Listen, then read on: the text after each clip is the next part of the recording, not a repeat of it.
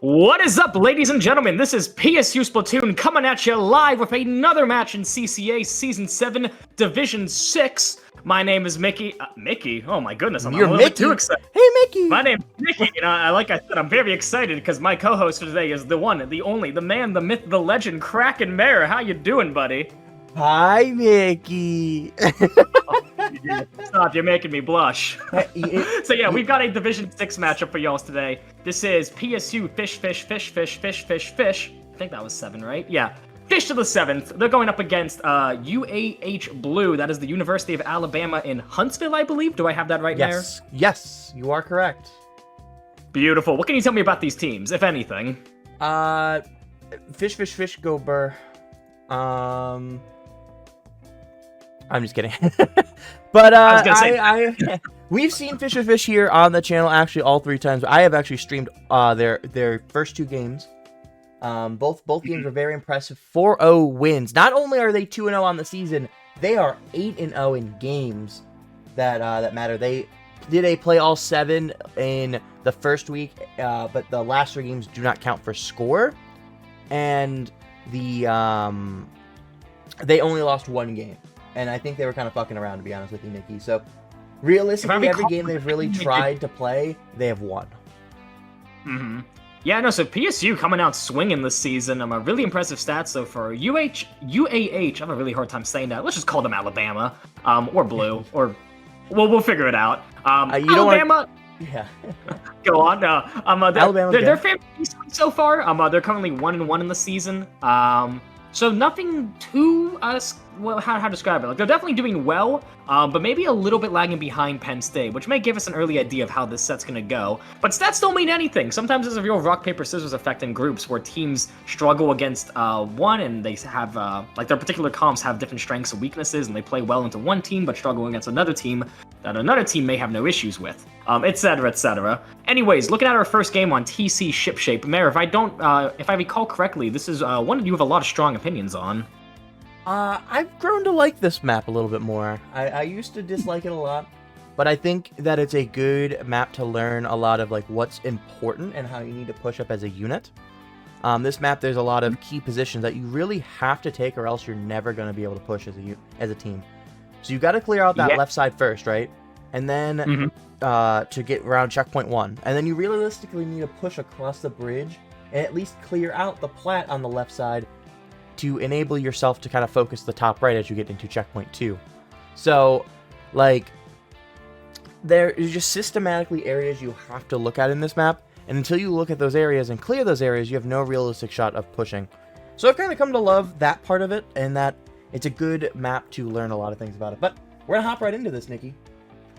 Yeah, key location is definitely the name of the game. To me, the biggest thing that stands out about ship-shape tower control is that this is an infamously snowball-heavy map. The first checkpoint is basically right out of mid, and then there's a whole big stretch of nothing between first check and second check. And that big stretch, it's very easy for points to tick down very quickly before the tower usually gets stuck at that second check. Again, taking control of those key locations, that is the name of the game for that second check. If you don't have control of the key locations, it's damn near impossible to actually push through it. But looking at the comps, some interesting stuff. That Bamboo on the side of PSU is probably the biggest wild card, but it's Wallace. I know he's a big fan of Bamboo, so I can't say I'm too surprised. Yeah, Wallace we've seen in the Fish sets basically just swap weapons every single game between a handful of them, one of them being Bamboo. We've seen him play Brush, we've seen him switch to a more supporty option, so they've just switched all over the place, and today they've decided to open with Bamboo for us. Yeah, the big thing I'm noticing is that PSU, aside from that Bamboo, they have a critical lack of range between the T-Tech, the 52, and the V-Roller. So that headed on the side of Alabama might give them some trouble. The Headed's alive, they're going to have free reign to just kind of unload on them. Although the Headed has already died twice in the first minute, so maybe not. Penn State might know the Headed matchup better than I do. They've been able to close the distance. I think that's the big key right now, is they've been able to close that distance. But also, you can see Alabama's able to close distance. They finally clear this top left for a moment. Can these dualies get another one? And they do get another one, Nikki. And that is going to, again, clear out the PSU's right side, Alabama's left side, which gives them a shot at checkpoint 1. But Whales are going to come in and combine with that. Wallace gets another. Yeah, this has been a very back-and-forth opening. Alabama is continuously trying to push the tower, but every time they try to take that top right position, or again, from their perspective, top left, they seem to be getting forced out. Wallace doing a great job keeping them back with that range. Penn State gonna go 2 down, unfortunately. I was gonna say if that bubble, they may have an opportunity, and it looks like they might actually. Is that a Frank over there, or Frunk? I don't know how to say their name. Yeah, they're kind of going sicko mode on the top left, finding some big picks, and with that bubble still online, Penn State has good control of top left. Now would be their chance. They're going to find a pick on the one flanking from behind. Penn State is being very patient about pushing the objective. They have a lot of space here. I don't know why they're not going faster. Yeah, they needed to move with that space. You can see now the Dualies are back up there. Going to pop a slider. Not going to find anything, though, Nikki. But this is going to delay tower a little bit. Not enough to really matter. There's a ton of PSU players in and around this area. Checkpoint 1 will fall without a doubt, Nikki, and just like that, they're aiming for the next key location. We kind of talked about that going into the game. And just like that, it's empty. The plat is empty, Nikki. This could be a big push. Yeah, that was a big play from Cracked using their strikes to clear off the plat, finding the pick on the head of that defensive core. Now we're really seeing the snowball effect of this map that I was alluding to earlier. From first check to second check, it is free real estate. Wallace now trying to take that next key location up in top right. Gonna get forced out early, but PSU already rallying through the second check. That is usually the biggest bottleneck of the map, so getting through there with a minimal resistance is really good for them. Penn State is going to go 2 down, so that's probably a dead push, but UAH, they have a long ways to go in order to turn this game around. That was maybe the easiest second checkpoint I've ever seen. And their first checkpoint was more difficult than their second checkpoint, and that almost never happens in Splatoon. This second checkpoint is just so defendable, and just UAH was out of position. They weren't able to do anything, but it looks like PSU is going to counter with letting off the first checkpoint, but that's only 1 checkpoint to 2, so that's pretty good here for them. Again, not to say that this game is unwinnable for Alabama. Ship shape, as I keep saying, very snowball-heavy map. Things can spiral out of control very quickly if teams are not careful, especially if they're going to fall into a feed stagger loop. So Penn State, they're by no means sitting pretty. There's still a minute left in this game. Anything can happen. Although I will say, with Cracked having those GG strikes on standby, UAH, they are working with a time limit. The game goes to overtime and they don't have that lead. They are almost certainly going to lose so long as Cracked has those strikes online. They do stop the push here right around that second checkpoint. We kind of talked about, hey, you just have to let off a lot of points after the first checkpoint. The big thing is now there is no first checkpoint to even slow them down. So if there's a wipeout or anything, you're going to be in big danger as a PSU enjoyer. We see Nat with a nice double rushing forward, and that should swap the field in PSU's favor. Nat still trying to get more here, Nikki. Yeah, Penn State really showing that they know these key locations well. We see once again, the second Penn State had a bit of an advantage, and that was trying to push onto that plat very quickly to clear it out. They got forced out, so it didn't really pan out, but the intent was there. Penn State, 3 specials online, only 20 seconds left to go, and the tower deep into UAH's territory. This is really not looking good for Alabama. Alabama does have strikes themselves, right? Never mind. As I said, that the guy bubble really ready. We do have, it's just going to keep your eye on tower. Strikes coming out to clear the PSU players out, but nobody can get on tower in time. PSU takes the tower to officially lock it out, but I don't even think they needed to touch it for them to win it at that point. It would have stayed in a neutral situation, which is a end of game. And Fish going to take game 1, Nikki, but not a quick knockout like we've seen in some of the other weeks. So, there's Alabama's put up more resistance than any other team thus far, and it's only 1 game in. Yeah, very true. Fish's dominance in their group in Div 6 has been very apparent so far, and that was definitely a closer game than I think they're used to. That one big push that UAH got when they were beginning the threat on the second checkpoint, that definitely, it had me sweating a little bit, and all I'm doing is watching, right? So Penn State doing a good job keeping their nerves in check. They did forfeit a lot of points, like you said there, but they understood, hey, like that big stretch between first and second check, it's pretty difficult to defend. We have a whole checkpoint lead. The smarter play is just wait for the tower to get to that second checkpoint, make sure we're all alive so we can really converge on that point, and have a much better chance at stopping their tower dead in the tracks, rather than trying to rush in, trying to save as many points as possible, and probably falling into that feed stagger loop I warned about earlier. So really good stuff in Penn State. Definitely a closer game than what they're used to, but they still played it very well, I think. Yeah, they were... The big thing, I think, the difference between Alabama and PSU on their pushes is PSU was able to clear that plat area on the left side. So all fire could go to the top right for the PSU push, which allowed them to get that second checkpoint very easily. We saw that heavy Splatling really couldn't fight the tower. They had to kind of focus on staying alive and people outside of the tower trying to take them out where they could fire upon the heavy. So that is something that is that was different there. While Alabama had left that plat open, and that enabled the flank from behind. So you had the tower getting hit from 2 or 3 different angles, and that pincer maneuver was enough to clear off the tower. Even before it touched second checkpoint, it was just before, but still, it didn't even touch the second checkpoint, Nikki. Yeah, key locations really are the name of the game in any mode, really, but tower control especially, being able to fluidly move from one to the next, because the whole idea of tower control is the objective's in constant motion once you take it, right?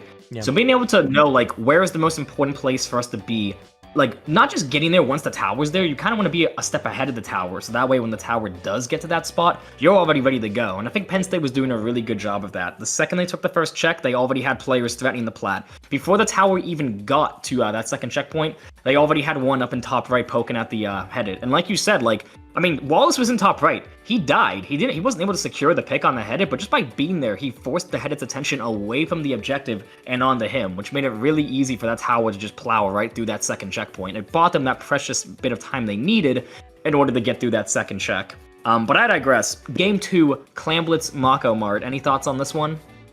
Yes, but before we do that, we do have a player change on the side of PSU. PSU, the only one that's going to change anybody. There's only a 4-man roster for Alabama this time. We do see a change of Nat out and Soul in, so that's something to keep in mind. In Soul can play a lot of like Flingzas and some other supporty kind of weapons. So going into that can be really helpful for Mako, because Mako, a lot of pain is helpful. It's Clamblitz in general, right? Areas to move are huge. So like that's a huge change for them that could potentially mean a little less firepower, but more paint power, which can enable more objective power. And then you have coming from multiple different angles is so nice on Mako Mart, because you have the alley, you have the stack itself, you have the center, and you can take the block over, the jump over as well. And here they go, Nikki, on to the next game, Clamblitz on Mako Mart. Yeah, I'm really interested to see these comps, not only to see if UHS makes any adjustments. Doesn't seem like they did, but PSU, I was going to say, they have a very flexible set of players. We already mentioned Wallace, but I know Soul and Nat also fluidly switch between a bunch of different roles. So it looks like it's going to be Soul this time taking the backline role with that custom Explo, and Wallace switching to more of a hardcore frontline role with those Tetras. Going to be interesting to see how that plays out for them. Yeah, last week we saw in all 4 games for Fish, that Wallace did not play the same weapon twice. It was literally 4 different weapons. So this is now 2 for 2 this week. We'll see if that continues. I wonder if it's just kind of a per mode thing, more so than anything. But early points going to Alabama. They're going to put 20 on the board, but an effective wipe as the last players jump out means PSU has an opportunity, Nikki, to score right back. Yeah, that's not ideal. I mean, the Dooley saw an opportunity to score, and they managed to get the ball in. And oh, did they miss the ball? I think they did. That splatted. Is tragic for PSU. But yeah, no, the Doolies, they kind of went for a suicide play to get that ball in, and they created an opportunity for their team. But the rest of UAH went 3 down there, and all for just 80 points. That really wasn't ideal. They're really quite lucky that PSU kind of whiffed their ball throw there. But we're going to fall back in the neutral. Clam Economy definitely in favor of Alabama here, but Penn State does have the advantage in specials, so they could look to turn that around. There's already a slider coming from Wallace, finding one, doing his best to stay alive, trading a second one as well. I want to give credit to Alabama there. They defended that ball push, by the way, with PSU. They got the kill on Wallace. Wallace didn't miss. So, that is an Alabama deserves credit, not that PSU whiff. So, we love to make fun of PSU people and support them at the same time as folks, as people that have gone to PSU. We got to do that rightfully. That's weird. But, we have a DC. Yeah, there we I go. think they have to play. They don't have to play this game out. They can stop it. I believe the rule is 50. But it looks like they're still playing. Penn State, they got some balls on them. It looks like they want to play this out. Obviously, UAH wants to play it out. I mean, they're the ones, who benefit from this. Penn State, yeah, man, they're being really ballsy with this. Let's see if it comes back to bite them. Either they're very confident and they feel like showing some swag on UAH, or I mean, it's also quite possible they think the cutoff is 60 and they think they have to play this out, which in that case, that'd be damn tragic. I think that's what it is. Still doing a good job finding 3. It is just the splash, and that is the wipeout. Unfortunately, no clams online for Penn State. They're doing their best to consolidate as quickly as possible, having just enough for a fumble, but there's the fat with unfortunate. That one you can make fun of them, Nikki. Yeah, that was... I mean, I get they were panicking. They were scrambling to get all their clams together as quickly as possible. They had literally just enough to make that ball, but... Oh, that's really unfortunate. If you're smart here as Alabama, what you want to do is just kind of play life, because you have numbers advantage. So all you can do, you can just slowly paint them out and then go for the kills. But right now, PSU is winning with a group of 3, but that wipeout is going to probably cost them a lot. If it doesn't cost them the lead, it's going to cost them at least most of the map if Alabama is smart here. And it looks like they are setting up with Cooler to make sure that even if they do go down, they're going to be able to get back in here quickly. We see the clams finally coming in from the dualies. There goes the lead, Nikki. Yeah, this is, and 2 down as well. All members of UAH still alive. Doing a good job cycling in clams, having one player stay up to kind of keep them back. The rest of the players going back for more. We see the header doing that now. That wipeout is really bad for Penn State, as now not only are, like, you know, that was a huge push for UAH, the basket was clear undefended, but as you said, that wipeout means total map control for Alabama, and that's really dangerous in Clam Blitz. Map control equates to control of the economy, which means Penn State, they're going to have a really hard time getting out of their spawn, being consistently 1 down, but more importantly, even once they get back in, they're going to have no room to move in. The Carbon moving up very aggressively, going to only find a trade, which is a bit unfortunate. It's just those Dapples kind of going for a suicide play. That is a delayed wipe for Penn State, so watch out, watch out! Oh, maybe not. Oh, they got it! Oh. Yeah, one snuck through there. I could have sworn that splash had already died.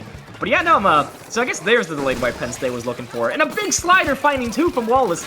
This will be their chance to get back into this game, and really their last chance with only 30 seconds left on the clock. But if a fat penalty and a lot of points to go, this is going to be really difficult for them. They got to fire Frank on the ball, bro. That's the 2nd time they've missed Nikki. But Cracked is going to save it. There goes more points on the board. They're going to be biting themselves in the butt for that. Everything he can, but he's going to go down. I mean, yeah, like when it's a 3v4, there's only so much you could do. I really hope they knew they could have reset and they willingly chose not to, because otherwise this is, like, really embarrassing for them.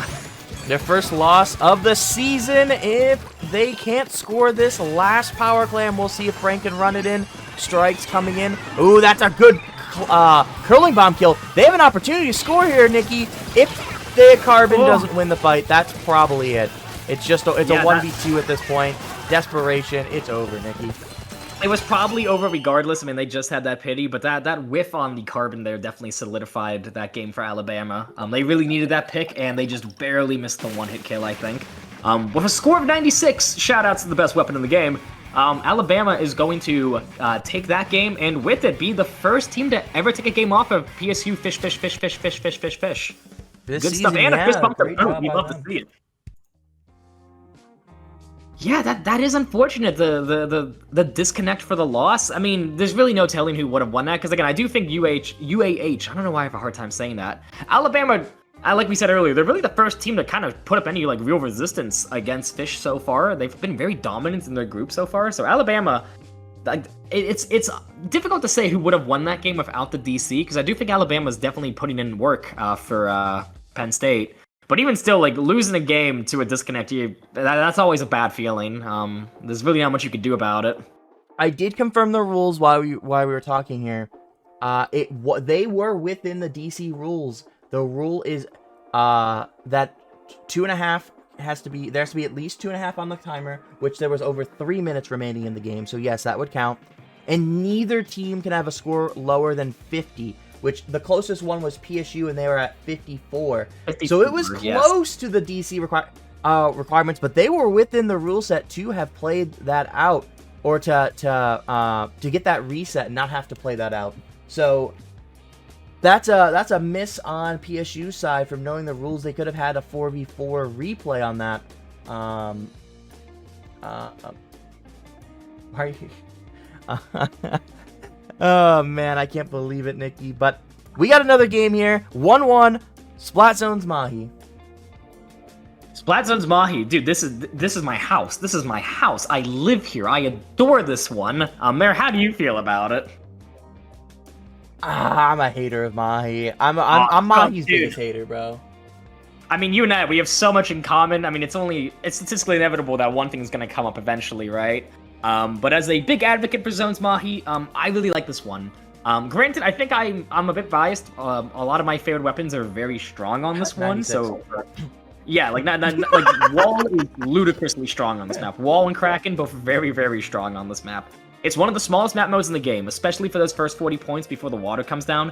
So anything displacement or area control, like strikes, slider, missiles, whale, or Kraken, they can do a lot of damage because a lot of players are likely to be grouped up in that tiny mid.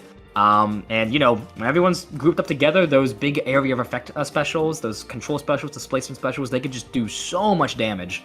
After those first 40 points, things do get a lot easier. The sides expand out a little bit, and it gets a bit easier to get back into zone, as well as makes lockout more difficult, in my opinion. Which, I feel like that's kind of why I like this one a lot. It's one of the rare map modes we have in this game, especially out of the initial 12 batch of maps. It's one of the rare zones maps in this game that isn't super lockout heavy, in my opinion. But looking at the comp changes, again, Alabama very stubborn with their comp. They seem to really like this splash carbon headed Dapples core. But Penn State continuing to pull out some freaky stuff. Wallace is going to go back to that bamboo, but now we see, was that Nat? Oh, no, it's Frank on the blob lobber. Yeah, Frankie are going to lob some blobs. They were lobbing some footballs and missing. Let's see if they can lob some blobs and get some hits. And they did get some hits early, and PSU as a whole gets the wipeout, Nikki. And they are in their spawn within the first 20 seconds. That is the nature of this map. It can go very, very quick. And just like that, it's PSU with just domination right now. I want to give credit to Cracked and Nat yet again. We saw it on that TC Ship game, and we saw it again here. The second they have an advantage, those two players are very good about moving up quickly. We see them going right back in again. Points ticking down very quickly. Momentum still in favor of Penn State. Whiff strikes online. UAH is going to go 3 down. They probably only have one more shot at the zone here, but the last one going down. This is going to be difficult for them. There's the strikes coming out a little early. Honestly, you want to save those more for zone, and just didn't have anybody there. But this Heavy Edit is just going to say, nah, we're just going to walk up on you. It doesn't matter. You guys are going to have a good score, but it's not a knockout, which means we're in this game. We're in this game, and we're going to take control. I mean, this map, you just quickly flip control of map. Can you guys drop down, take the zone back? But there's a lot of points on the board. PSU's got a lot of time here if they build specials. But they're going to go 1 down. But it's not one of the strikes. They have double strikes ready, Nikki. Plus rain now. Yeah. Alabama doing a good job converging on the zone in the 11th hour. I really thought they were going to lose that one. But now we have an actual game on our hands. Penn State plays very fat penalty. Gonna find 2, so now penalty on both sides. It's just that head. It's forced to fall back.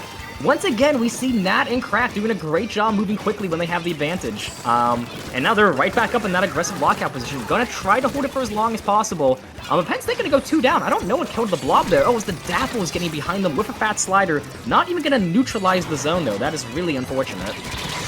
Yeah, they're not running enough special charge up apparently special power up to flip that zone, because you can flip the zone instantaneously even after the nerf, where the radius is a little bit smaller if you run enough on this map because of how small the zone is, if you put it right in the corner. This time they don't have enough, and they have no specials here. They got to go, Nikki, and they don't. That's game for PSU. Pretty dominant here. That was maybe the most one-sided game we've had thus far. Yeah, I mean, Alabama gave them a bit of a scare with that last-second zone flip on the first push, but Penn State, they were like, nah, not this time. Like, we got it on lock this time. And UAH, they're going to miss that last-second zone flip on the second pass, and that is going to be game 3 in favor of Penn State. And we're on to prepping for game 4, Nikki. We'll see what changes are going to be made for PSU. They didn't swap any players that time. Oh no, they did. They swapped Nat in for Soul. So they did have more aggression in that game. Something we missed talking about. We'll see if we're going to have any more swaps. PSU likes to swap almost every game, Nikki. And so, never let them know your next move, right? And we already see a swap out, by the way. Frank is already dipping. So we're gonna have Soul back in for Frank here for Rainmaker Humpback Pump Track. And I like this one, Nikki. I like this one. This is a certified hood classic, as they say. You see this one played a lot for Rainmaker. And usually when I think of this map mode, I think of that brutal choke point right after first check over on the right side. It is a devastatingly tight choke point. There's really only one way to push. There is that left route that you can maybe try to send someone to flank them from the other side with, but it's a risky play because it's a very long flank, and if the rest of the team going through the main push on the right side goes down, well then you're caught way out of position and in no position to defend if the enemy team starts to retaliate with a counter push. So I like this one a lot too. I can see why you like it. It's one of the more flexible map modes in the game. A lot of different ways to play this one. Mid is quite the open, sprawling battlefield, so fights can be a lot of fun. It just really comes down to that stretch right after the first checkpoint, because it is one of the most brutal choke points in this entire game, I think. Yeah, the checkpoint is brutal, but once you get it, though, it's so good because then you stage your fire from one direction out, and your opponents either have to be able to return fire with something like Crab or another long range, something an E-liter fire into that area, or you fire into a long kind of hallway, and your opponents have to back up and give you space, and that allows you to then potentially pop your different specials and things like that forward. You can get a bubble forward a little bit, you can pop a vac or anything like that, and really just start snowballing the points down. And that's why after first checkpoint, just similar to the TC game on Ship Shape, you kind of have to let off a few points. If you can hold them to below 21, that's kind of the choke point there, roughly where the rail is. So similar to how you just kind of have to stop them at the second checkpoint, that's kind of the second checkpoint in this game, and whoever can score past that is likely the winner. Right. Looking at comps, to the surprise of probably not a lot of people, Alabama still rocking the same comp. I'm a bit disappointed to not see Nat pull out Ballpoint Nouveau. You mentioned Vacuum earlier, and I do think this is one of the strongest vacuum maps in the game, and they play a pretty underrated one, so I was really hoping to see some BPN. But no, it's actually going to be a very aggressive comp between all the players, aside from Soul, who is now switching to that vanilla Explo, which I'm not entirely sure if I agree with that decision. I feel like the splashdown is really, really strong for defense here, as well as getting that quick Rainmaker pop for continuation. Yeah, and the VAC is really nice. I'm sure you're loving that VAC 96 is literally top of meta right now, Nikki. I know, it is enjoyable. I get to be that asshole. It was like, see, I told you it'd be meta someday, and no one believes me because that Discord message got deleted a long time ago. But I was saying it. You were there to vouch for me. You know what, Nikki? Yeah, Nikki, I vouch for you, Nikki. There is no question. That is something I 100% remember and am not making up. And it doesn't, but you know what we're not making up is that checkpoint is being pressured. Nat saves it, though, because that should have been checkpoint 1 gone for University of Alabama, but great save by Nat coming out of spawn. And they'll save it now for a little bit longer. But they get a splat back on this. This Rainmaker's in the corner here, Nikki. Yeah, no, maybe 52 was the correct play. As much as I would have liked to see BPN, I mean, this is a very fast-paced, aggressive map, so something as quick as 52 does have a lot of merit. And also, on the topic of comms, something I'm just now noticing, despite this being big play by Mr. Tree here on Carbon, by the way, something I'm just now noticing, despite this being Game 4, is that Penn State has been clueless this entire time, I think, and Alabama, again, very stubbornly sticking to the same comp. They've had Cola support the entire time with that head-it. So Penn State has been fighting a bit of an uphill battle this entire match, and they're making it work, which just goes to show, I think, how good Nat and Cracked are at playing aggressively. They don't need Cooler to tell them when it's go time. Like, when they get that advantage, they know, let's hold forward, blow some shit up, you know, make something happen. Yes, blow some shit up. My favorite thing to say about Splatoon gaming. Yeah, this Carbon's behind him. Nat doesn't know. This Carbon has been cooking this game. This is a good map for weapons like Carbon. That's why we partly saw the change to brush over for Wallace, is that those kind of short-range weapons are really good on the up and down of this map. And this pop is going to go back to Alabama, but I don't think they're going to really gain anything out of it. The corner is still held. We talked about how important that was by PSU. But I'm not sure about this play, Nikki. It wasn't a desperation situation, but they rushed in and grabbed this. Yeah, seems like still got a little bit nervous. And honestly, right there, big wipeout on the side of Penn State. That is actually huge for them. Gonna be able to get control of the map back. Although, again, with Alabama having that cooler, they're actually back very quickly. So it's not quite as game-changing as you probably expect. Still, finding the key picks, Wallace making some big plays with that Zipcaster. The checkpoint is completely undefended. And now it is Penn State having control of the enemy's corner. And again, like, this is where the game is decided. Who plays more tight in this critical area where the Rainmaker's stuck back in that checkpoint. They're gonna get the lead, but how much more points they can get from here really comes down to the next few plays. Big picks on the side of Penn State and trading the last one. It is just the Carbon coming out of spawn, desperately trying to find something that happen. But Penn State keeping this momentum up, soul finding jump-ins for their team. Rainmaker exposed, ready to get more points on the board here. And if a Storm online, momentum is very much in Penn State's favor. Oh, they should have just run it. The key number here is 21. And Nat got it! Nat grabbed the Rainmaker! They're still trying to go! They finally go down. But the key number I gave you going into this was 21, and that's why I said, oh, they just needed to run this, as Nat ended up grabbing it. And, like, that, getting it to 21 is so huge. It puts your team in such a good position. And now with it 4, that's even better position. But this is a little bit weird situation, but they don't have enough paint to make that jump. Yeah, no, for a second I was worried that no one from Penn State was up there watching the right side, and it's very awkward getting back up there if you don't go right out of spawn. For a second I was a bit nervous that I was completely exposed, but Penn State did a good job rotating quickly and stopping, who was that, like Azurium, I think their name was? They stopped the carry.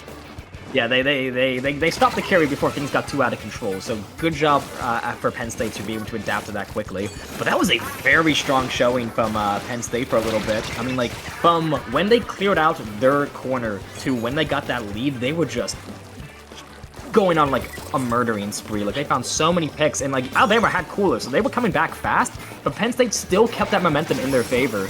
We're now in the last 10 seconds of the game. I did not pay attention to who had Rainmaker last, so Alabama kind of needs to touch it here, I think. It's too much time, too. Yeah, no, there's not enough time there. That is game 3 in favor of Penn State. Not gonna lie, I was a bit nervous going into that one. Like, Alabama had control of the game and the objective for most of the first half there, but now Penn State rallied for a really strong push. Kept things rolling all the way to, what was that, 4 points there? Nearly getting the knockout. They probably would have had that knockout if Nat didn't get kind of screwed up by the janky ink climbing mechanics. But yeah, no, match point for Penn State now. This is, if you're Alabama, you're kind of sweating here. Oh, you're really sweating. Because that one felt good. That's one of those games that you feel good, but the opponents just get one better push, and then it sucks a lot of life out of you. So you gotta get that energy back in. You gotta find a way to get going. We do see Frank coming back in this time for Cracked, by the way. So that's gonna be a substitution that we have here for Penn State. First time we've seen this group of 4 playing today. Yeah, Penn State really likes to keep their opponent guessing, having a different roster pretty much every game. Also, speaking of the players, I gotta give what's the right word? It wasn't Azurium. I completely butchered their name. It's Aurism. I'm probably still butchering that. Point is, I was way off before. Now, hopefully, I'm just a little bit off. But yeah, going into correct you on the fly either. You chose not to, so thanks for embarrassing me. We're going into Game 5 now, TC Undertow. I'm gonna be honest, I'm really not a big fan of this one, but a lot of people are. So what can you tell me about it, Mayor? I think this map again is another one that there's a really, really strong checkpoint or choke point, excuse me, in checkpoint as well. It is a checkpoint and a choke point on this map, which is that second checkpoint. That is the biggest key one. But you have checkpoint 3, which is also really, really strong for the defenders. But checkpoint 2 is the one that things start to snowball, and then the tower is actually in a more favorable position for checkpoint 3. So checkpoint 2 is your biggest thing to defend if you're the defending side. If you're the offense, do anything to break it. Anything is huge. And we see that Bamboozler coming back, Nikki, for the 3rd time. Wallace is showing us the same weapon for 3 games? Impossible challenge. I know. You could tell he must be, like, tryharding, because that kind of consistency is rare for him. And speaking of tryharding, Penn State gonna go find 3 picks fresh out of the gate. It is just that backline, Aurism again. Getting jump-ins for the team and stopping that first checkpoint. Undertale is a weird map because the checkpoints are in very strange positions in my opinion. First check is basically immediately after mid. Then second checkpoint is on the complete opposite side of the map from spawn, which makes it kind of difficult to defend. Which is, you know, as you mentioned, defending second checkpoint. Second check is where 90% of the game happens, I feel like. And then third checkpoint is right out front of the enemy team, or the defending team spawn, which makes it damn near impossible to take without a ton of momentum on your team's big slider. Whoa! That was, who was that? Puglord, I think, on the Dapples. Yeah, that's gonna be a wipeout for Alabama, and that means first checkpoint and probably a little bit of second checkpoint are gonna fall completely for free. What Puglord really needs is some team support. Like, none of his teammates are around right now. Another great Zuka here by Mr. Tree. Mr. Tree played well last game, and I want to point out that PSU had struggles with Carbon last week as well on Barnacle and Dime zones, and we saw that struggle in last game kind of come back. Though they've handled them pretty good. For the most part, but something I kind of want to mention is they've struggled in the past with Carbon. Some of them they still need to continue to work on, it seems. But for the most part today, they've handled the Carbon pretty well, other than some few instances like last game. There's one of those examples there, Nikki. Yeah, surviving by a scare there, Nat. Great awareness and great mechanics, kind of flicking their aim over there quickly. Alabama losing a lot of steam all of a sudden. That was twice in a row they went 3 down, and actually if the DAP was going down, that is a delayed wipe. Not quite, actually. It seems like the Carbon's gonna come back very quickly. And you mentioned, like, this team struggling with Carbon. There was the lead flip. Yeah, like, I mean, it is worth remembering that we are in Div 6, and a big trend in lower divs, in my opinion, is just awareness doesn't tend to be as sharp as it is in the higher divs. So a lot of those shark-heavy weapons, like Carbon, brushes, even, like, blasters in some cases, they can be really difficult for lower div teams to handle because callouts aren't as tight, awareness just isn't quite there yet. There's a bit of lag in this game, judging by how the tower kind of stuttered there for a little bit, so hopefully Soul's internet stays steady this time. I think it was hitting DC last time. Yes, it was. You are correct. But right now, PSU in a really good position. If they can get points back going their direction, they broke that second checkpoint. As I talked about, that's the key position. They didn't quite get a lot of points afterward, but breaking it means that the next push is set up to cook here, Nikki. And we see Mr. Tree and the rest of their team of Alabama trying to clear second checkpoint themselves. There comes Strikes. They just can't clear out PSU folks on the high area. And then Nat just decides, okay, I'm just going to rush you anyways and get not 1, not 2, but 3, Nikki. And that will be a flip of the map. Yeah, a flip of the map and Aura the boot. There's the quad. Good shit, Nat. Yeah, Aura online as well. Special was online. Penn State pushing the tower, and like you said, I mean, like, they might not have gotten many points past the second checkpoint on that last push, but now they are set up to go, so they're going to roll right through the second checkpoint this time. Points are ticking down, multiple specials still online. Unfortunately, Frank's going to go down before they can get any value out of their bubble. That would have been huge for them. Penn State kind of looked, they appear to be a little bit scared of hard falling back, despite them still having numbers even. Maybe the right thing to do. They do have that lead and a whole checkpoint to boot, so they can afford to play this pretty defensively. Understanding that, like, hey, so long as we don't, like, basically wipe, like, it's going to be pretty easy for us to maintain this space. Good defense by Alabama there. Without the checkpoint to assist them, they're able to hold them roughly around that second checkpoint still. That's where a lot of the points are going to go down, and they held it well. Here comes that slider. Is going to be a huge play by Pug again. We've saw some really good sliders throughout this entire set, by the way, not just this game. So they're continuing to use slider very, very well. Even post the changes to it where it paints a little bit less, but it kills easier now. So that's a nice change. I'm sure that they're loving that it's more likely to come that. Look at them calling for their team, like, please, somebody help me. Somebody please in this quarter. There's 3 of them here. Man, you know things are desperate when you're using the this way command in an environment where you could just teammates with your own words. They don't know the shark. This is looking dangerous. Frank gonna get himself killed, not using his bubble when it really would have been helpful. It comes down to Wallace's Whales to save the day, and they're gonna fight 2 with it. Oh, their Pug just killed their teammates. Pug, I think, lost them that push. Oh, they're gonna be biting themselves for that one. All the Whales were on Pug, and they went back on the tower with the rest of their 3 team, and that stops the push. Wallace gets multiple, gets on tower, and ends the game right here, Nikki. It is over. The set is over, but I don't know if we're going to play the last 2 games just yet. Yeah, another great win for Penn State. They're now going to be up 3-0 in the season. The only team to do so in their group so far. Of course, there's actually one other team that is already 2-2. So we'll have to see if that team can match them. 2-0, excuse me.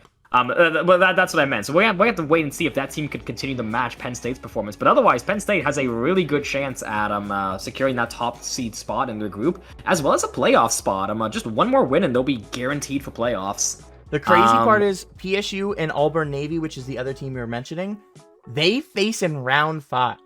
So there is a very high chance, assuming both teams can win. If both teams can win one of the next 2 rounds and make it that they're at least 3-1, that set would likely be pending. There's some crazy shenanigans. It looks like we're gonna end, but we'll keep talking about it. Pending some crazy shenanigans, as long as Navy now, because Fish is now 3-0, right? As long as Navy can win one of the next 2, that round 5, no matter what, will be for first seed. So Fish, pretty much their next round. It does matter, right? Because if they lose and Navy loses both of those rounds, then you're still at tiebreaker situations, and that's a whole complicated mess where other teams could then start to creep into that conversation.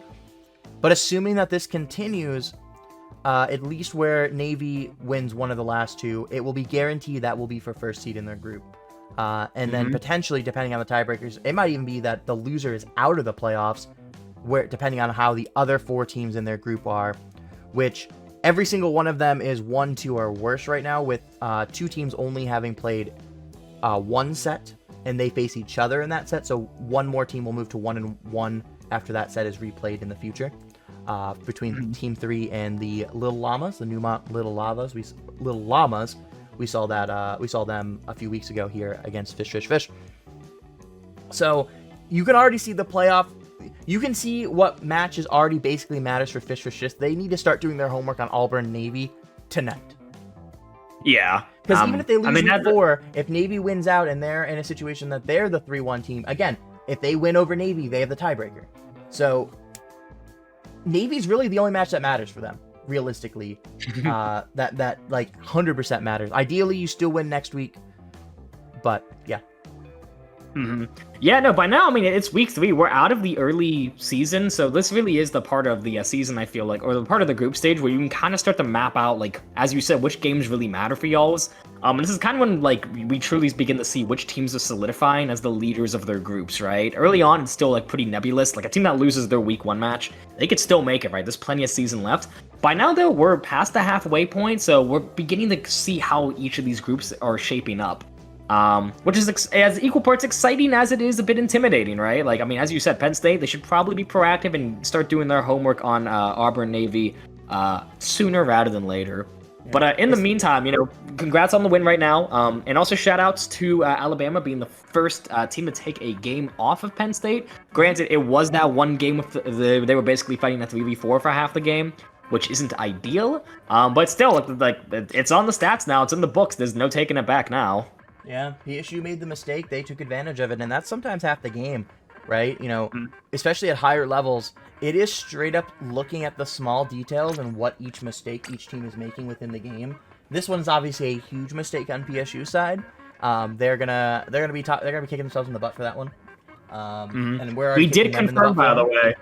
We did confirm with Wallace that they thought they had to play that one out when they didn't. So yeah, they're really kicking themselves in the butts.